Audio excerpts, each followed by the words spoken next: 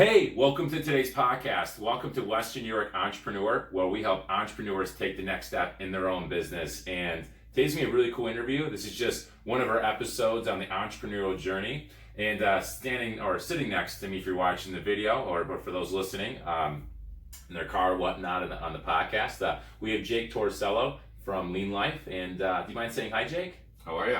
Glad to be here. Thank you so much. Yeah, I appreciate you, man, and driving from Rochester, by the way. So, which I really appreciate your time. I know you're a very busy man, and Jake's gonna tell us a little bit about his business here. He's not just the owner of Lean Life Nation, but he runs a couple different businesses as well. So, without any further ado, my friend, what should people know about you? Well, there's a lot to say. I can just start from the beginning. You know, today I was serving lunch at Nathan's Soup, and I saw a father who was a Grubhub driver, so we do Grubhub. Okay. And he brought in his son, and he's probably like 6 to 8 years old. So it gave me flashbacks of when my father would take me to work when I was 6 years old. We still own and operate a small window cleaning business. Okay. So the window cleaning kind of led to food service. So it's kind of a little bit of a crazy adventure, but yeah.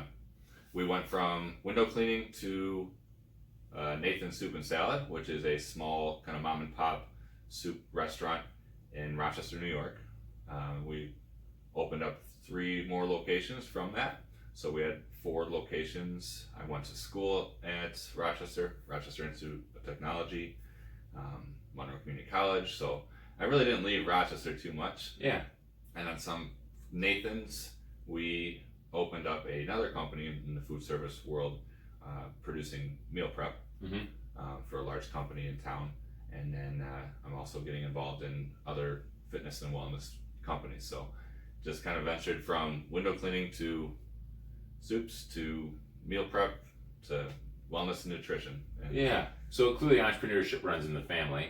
Yeah. You kind of seem like you grew up around that. Yep. That's awesome, right? Just seeing it firsthand. So what was 1 or 2 things that you really pulled early from your childhood that you think that most kids maybe not have gotten, because maybe like my parents worked a 9 to 5, right? So what do you think from your perspective that you gathered pretty early on?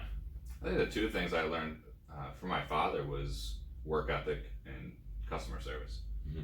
I think if you work hard and you do a good job and you have integrity, you're going to be successful. Okay, that's cool.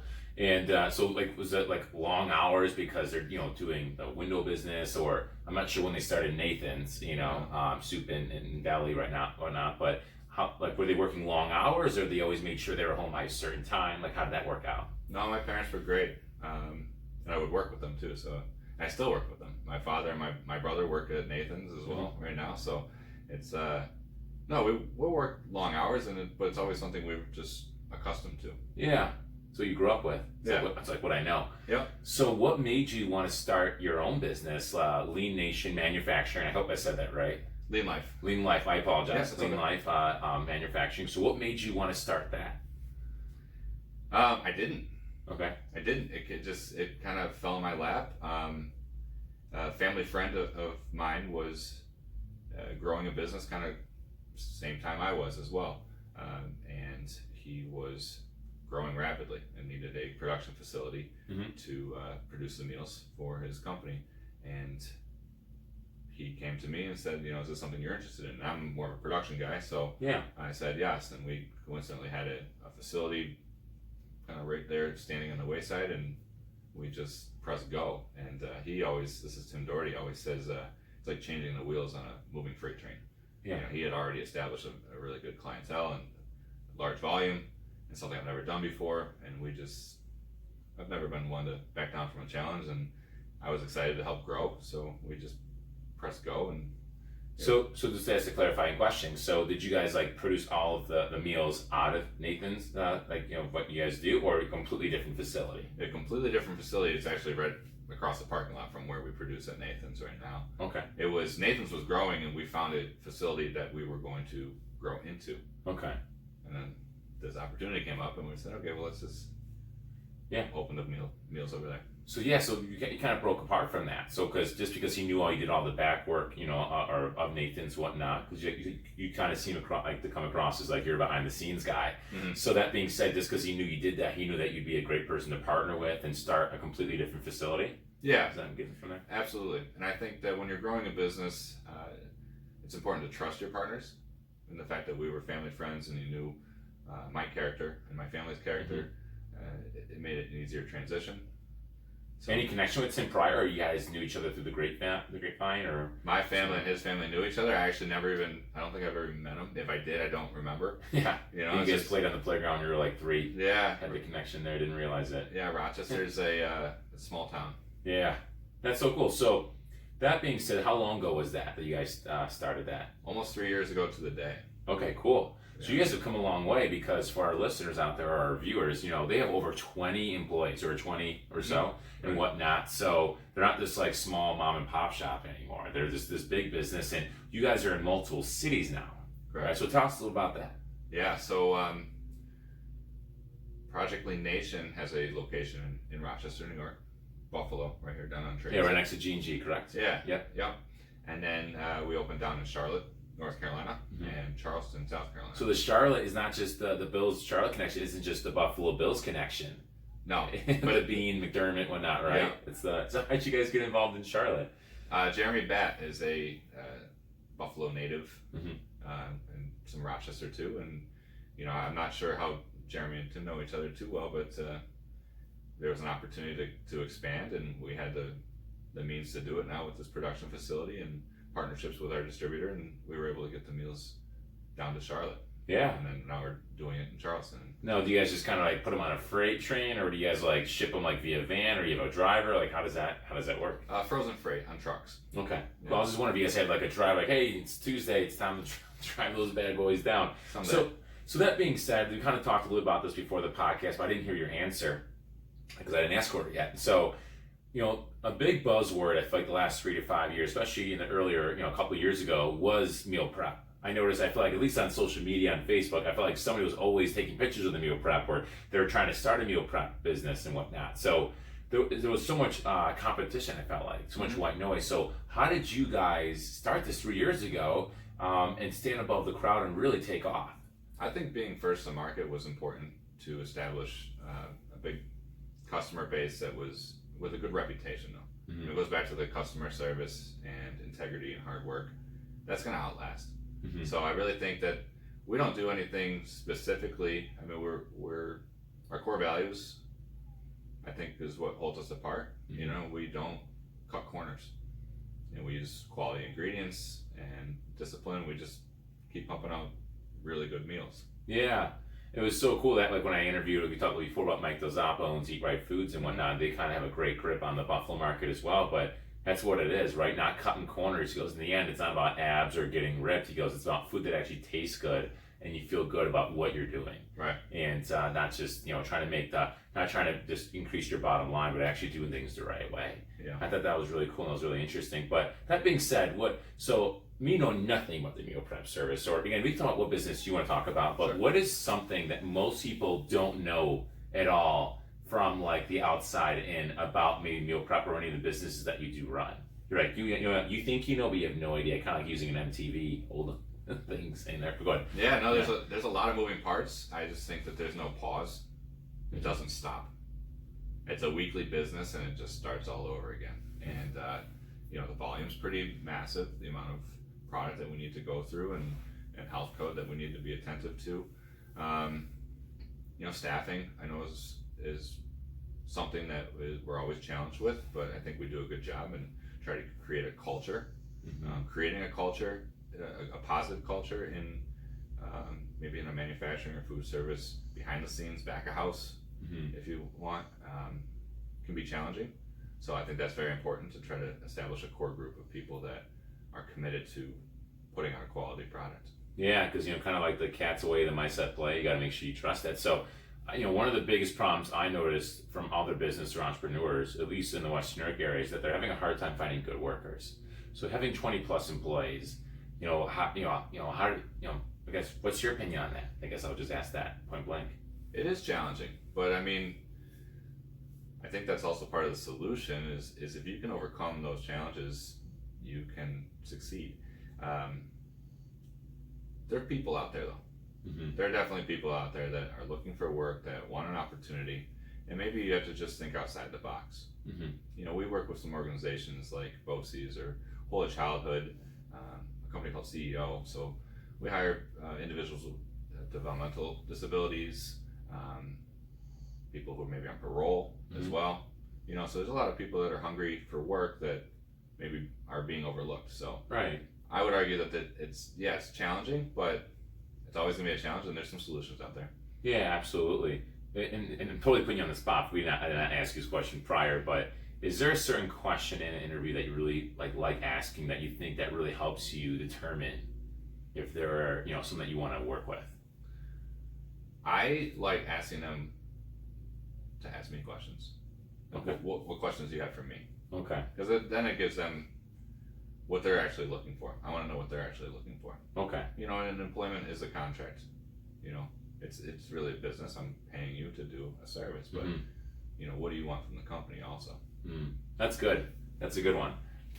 So a couple questions I have here because I want to make sure my ADD doesn't kick in too hard here.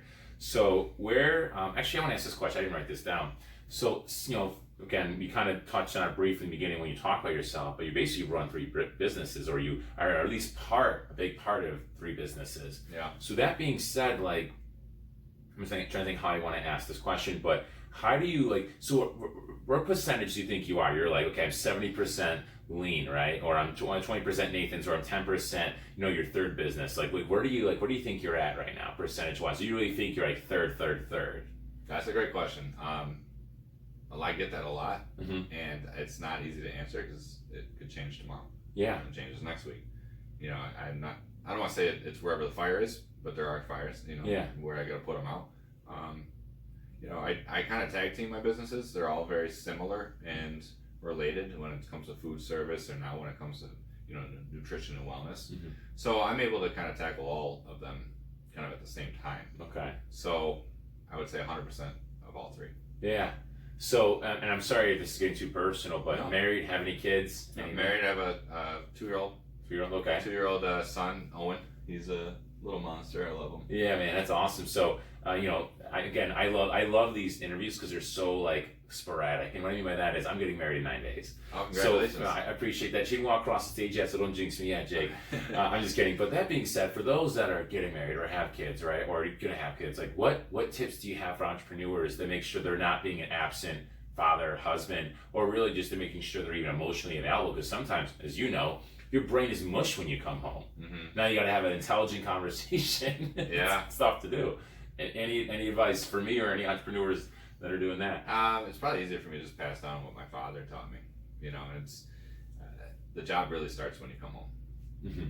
So that's when, and it's not a job as in like it's work, but that's really when you need to turn it on and still be there. Oh, so it's not the other way around, right? I gotta get to turn off, right? Yeah. That's such a good advice because sometimes you're okay, I sit on the couch, I want to relax TV, hey, don't bother me. I just work 12 hours. I put the bread on the table, right? Maybe sometimes we have that, I guess you would say just that mindset of like, I did this, right? Leave me alone now. But that's so cool that, no, I'm coming home. Actually, it starts now. I'm actually not clocking out. I'm actually clocking in. Yeah. That's good. I'm gonna remember that. So that being said, let me get to some questions we actually did talk about, Jake. Is that cool? Yeah, definitely. And by the way, now that I want to steal your thing, if you have any questions, go for it, but I want to focus on you. Okay. So if you don't mind me asking, what was the biggest mistake you think you've ever made as an entrepreneur? It's the same mistake I keep making, but I'm starting to learn. You can drown in opportunities, and you really need to focus on doing one thing and one thing really well. Mm-hmm. Mastering it and putting systems in place so that you can eventually step away. Okay. But, you know, I'm too distracted, ADD, like, okay, here's a cool opportunity, let's go chase that. Make sure things are set, and, you know, there's processes in place that can maintain that business.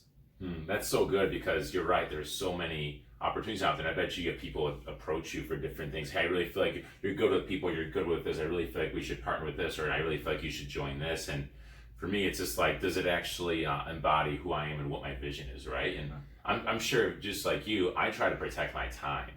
To me, time is probably more important than money. Yeah. Because what I mean by that is that, like, you know, I don't want to get to my life working 80, 90 hours a week and miss the boat of, again, whether it's being a husband or a father, or even just being in family with the ones I love or people I care about. So for me, like, so how do you protect that time? I want to hear your thoughts on that. You have to stay disciplined, and you really need to map out your day. You know, building a business on people who want to, you know, conserve their time. You know, convenience.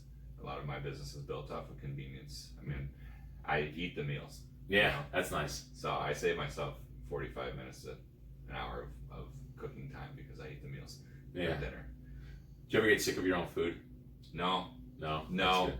There's so much of it, so there's different ways. I mean, I might have to tweak some things here and there, but you know, we have so many different options, and I kind of look at food as fuel, anyways. So I don't even look at what I'm grabbing; I just heat it up and eat it. So, is there something like maybe in that service or in that industry, or again in your business, something that you made in the beginning, but then you later find out, like, you know what, I don't want to make that anymore. Maybe it's not. Maybe you learn something about health. Maybe you learn about this certain food type or anything of that nature. Anything that sticks out to mind. I know it's a really random question, but I was just wondering that, like, we're not gonna do that anymore.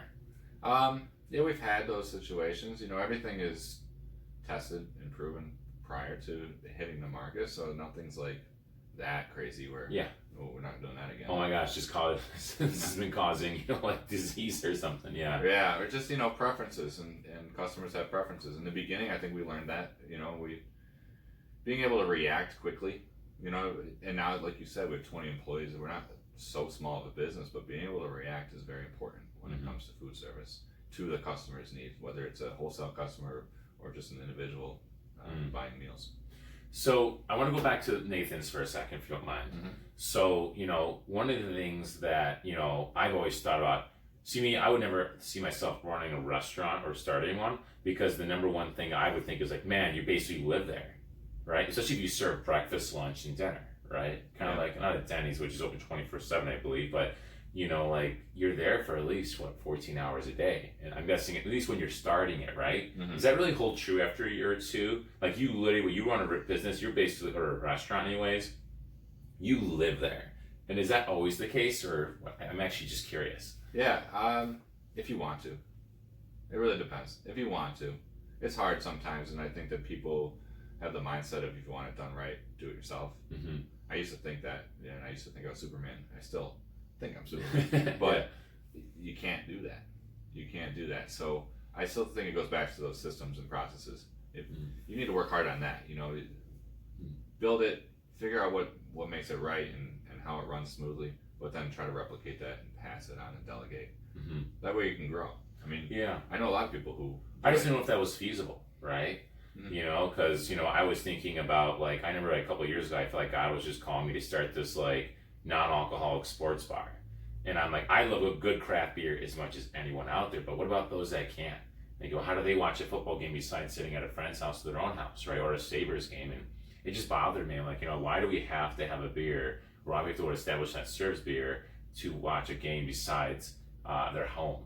And again, I'm a guy that loves craft beer. So I always thought that was interesting, but you know what? I don't want to do it because it'll probably cost way too much money to start. Because, like, some people, like, the ventilation hoods are like thousands, like tens of thousands of dollars. I could be wrong. And they're like, Dave, you're going to live there. And I'm like, well, no, I'm getting married. I don't want to do that. So am I completely off on that assumption for a restaurant? People that are thinking about starting a restaurant or something of the food industry, am I completely off there? No, you're spot on. Okay. I mean, you have to be committed. You're in.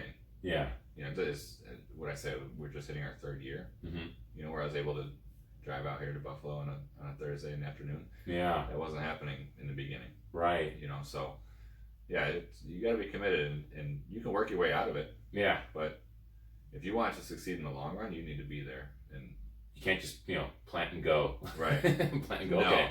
Not as I don't think as a true entrepreneur you can. You know, if you invested in a franchise where systems and processes and all that stuff was kind of already just cookie cutter. Yeah. Handed over. But if you're starting something on your own. Yeah, I was just sitting there going like, that just scared me. I was like, you know, do I really, you know, sometimes I still think about it, but I was just like, you know what? So I was actually excited to interview about that because I was like, I'm like, am I even right about this? Am I wrong about this? You know, I don't know what I was going to expect as an answer. So I'm glad that you kind of like say, okay, you're spot on about that. Okay, cool. So, but anyways, Now, if I were to do, or if a business were to do networking in Rochester, like let's say they were doing a networking event in 40 to 50, or, I would say a networking event that had 40 to 50 people. Mm-hmm. Where do you think they should host this networking event? Nathan's. Nathan's. Okay. No, that's easy enough. Where are the? Is it big enough for 40 to 50 people? Yeah, but I was just joking. I was joking. Oh, okay. Rochester's great. I don't know. I love the city, and I love the sticks too. I mean, we mentioned craft breweries. Like a lot of those guys are out in the sticks. They're out in. Yeah. What do you think is one brewery that I think it'd be cool with that? Having a 40, 50 person networking meeting there. I like Three Heads Brewery a lot. I work with them a lot. Mm-hmm. Genesee Brewery is a bigger one that's kind of really. They make the cream ale, right? Genesee cream ale, yeah. Yeah. I never had one yet. I'll bring you one next time. You bring one? Is it good? Yeah. Is it good? Of course it is. Okay. I don't know. I didn't know what it would taste like, to be honest with you. I'm thinking like a creamsicle, but without the orange, right? But but yeah, that's funny. So yeah, because again, I don't know the Rochester that well, but the reason why I'm asking just for our listeners and for you as well, Jake, but we're gonna start running networking events after the wedding. I told myself after our wedding, which is in 9 days, that I'm gonna start running. My goal is every other month. So I want to do it in Buffalo, Rochester, Jamestown, kind of spread it out a little bit, just where we can have people get a chance to meet the people we're interviewing on the podcast.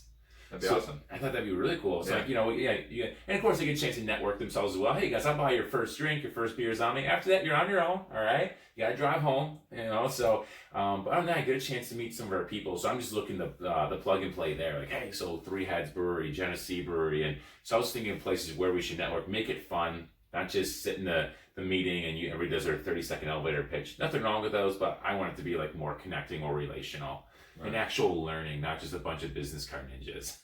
Yeah. So Rochester's a small town, so I mean, there's a lot of great places that you could choose. Okay, cool. We'll probably talk more off the air on that one. So that being said, again, I know you're not a marketing. I could be wrong. Tell me if you are, but my assumption is that you're not a marketing company or a marketing guru, but what do you think is in your opinion, what is the best way to get the word out on anyone's business in the Rochester area? I'm learning that now. It's funny because I actually went to business school at RIT for marketing. I majored in marketing. Okay, so I was off. No, you weren't though. That's the funny part. You were spot on, but it's what I studied at least. Yeah. So drop some knowledge. What do you think people should know, or what are things that you've just noticed through not just from school, but also learning from applying it? So I'm learning through my new business with ID Life, networking. Networking is the way. Mm-hmm. So do you usually go to like BNIs or just like free networking groups? Like so describe networking. Well, I'm a member of Chamber of Commerce in Rochester. I'm on the alumni board at RIT. But just meeting people throughout business. I don't think there's any real secret code to it. I'm not part of any BNI business like groups. So no, it's just like I said, Rochester's a small town, so there's probably less than 6 degrees of separation. Yeah. So you always know somebody who knows somebody, and so I would definitely say just find the people who are influencers in the city and try to get them involved. All right, that's fair enough. So that being said, we only have like a few minutes left. So is there something that you'd like to talk about, something that you want to share, and maybe there's something that maybe I missed on this podcast? I can't think of anything. Okay, cool. No, I'm excited to be here. I'm excited to keep growing businesses. It's challenging, but it can be very rewarding. Yeah. So what do you think is next for you, Jake? I think I'm good. I think you're good. I think the 3 businesses. This is when you ride off into the sunset. Well, that's a ways away, but I like heading there. So I'm excited to just keep growing and learning. Okay, cool. Yeah. So so that being said, if people really connect with you, like, you know what, I want to learn about this, or hey Dave, I want to ask this question, but obviously they're not in the room with us here. So if there is a question that you want to ask, I just want to really just get in touch with you. What do you think the best way people should get connected with you that you feel comfortable sharing over the air? Everything. I mean, I get my cell phone out. That's part of the networking. You're not the first one. I mean, I would say like a quarter of people do that. But again, I want to make sure that you feel comfortable doing it. So whatever, so if you want to share your cell phone, again, something abnormal here. This is entrepreneurs talking to entrepreneurs, basically. Yeah. So if you don't mind giving that out, and then if someone wants to talk to you about your business or anything of that sort, go for it. Okay, great. So my cell phone's 585-489-9354. Cool. One more time in case for those who are grabbing a piece of paper. All right, it goes 585. I'm a 585 right here. 489-9354. Awesome, man. So, so I think that's all we have for today. But we covered so much in 27 minutes. It's not even funny. But again, I just appreciate your time. I appreciate you even driving out here. And I know it's not always the easiest thing to do. So, especially it's summer. I'm happy to be here. This was great. Thank you so much. Yeah.